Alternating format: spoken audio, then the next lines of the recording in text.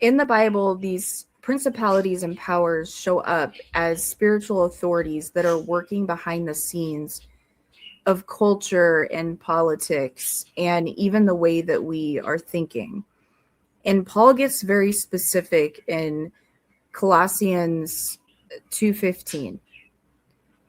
And he says Christ disarmed the principalities and powers, making a public spectacle of them. And that right there is a big statement. So it means that the forces had a real power, but Christ exposed them and he defeated them. Principality doesn't call something sin, it just says this is how things are.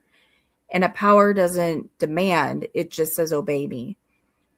It leaves you feeling like there's no way out. So think about education, media, economics, religion, or even the way that we are thinking about ourselves. These forces move through systems, not just spirits.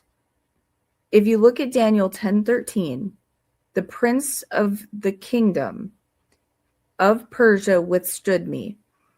So the Bible shows us that nations have spiritual rulers working behind the scenes.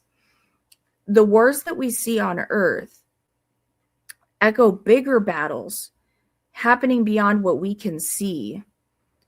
So politics, economics, ideology, these are spiritual battlegrounds dressed up in human terms.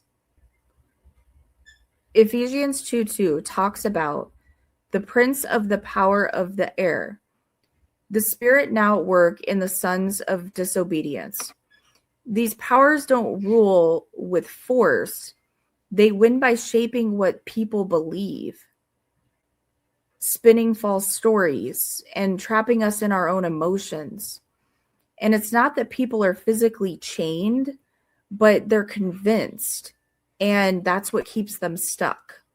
Colossians 2:15 says, having disarmed the principalities and powers, he made a public spectacle of them, triumphing over them by the cross. So at the cross, Christ didn't just forgive sins, but he wiped out the very details that gave these powers control over us. Here's the trade-off. So we give our conscience just to survive. Principalities reward you for going along with the crowd and staying quiet and shutting down your feelings and lowering your standards. So you get punished for speaking the truth, for being brave, and for seeing things clearly, and for holding on to your convictions. So someone might look really successful on the outside, but feel empty on the inside.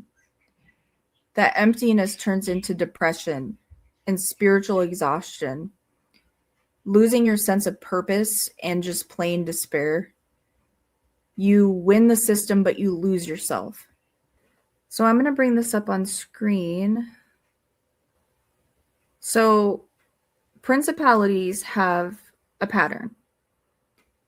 Normalization. What was once shocking becomes acceptable.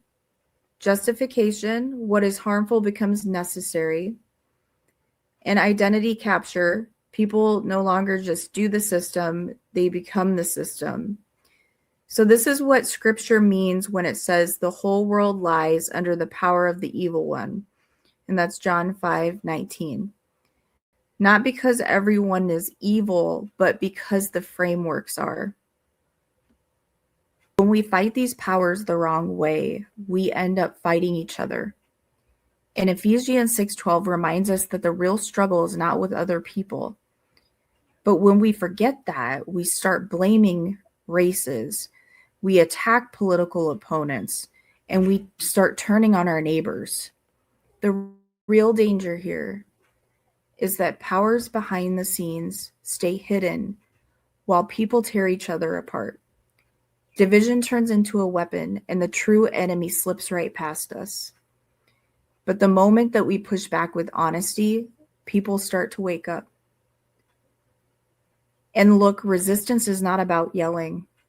It's about opening your eyes, and suddenly You get it, and not every thought in your head belongs to you, and not every fear is real. 22:42 says, "Not my will, but yours be done." Love doesn't start by striving or fighting. It begins by letting go. The powers that want to control us, they do it by tightening their grip. So love works differently, though. It wins by surrendering to what's true.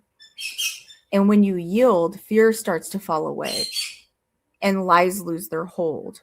And that's how Christ stripped the powers of their authority. Not just a person. You're a part of something way bigger, woven into God's design. So when you choose love, you steady the people that are around you. You carry truth and you anchor the whole room. Even if nobody notices, even the things that you can't see, the powers and forces out there shift when love shows up. You don't beat the world by shouting louder, but you beat it by being real. And you're not going to push back the darkness by hating it, but you make it disappear by loving without permission.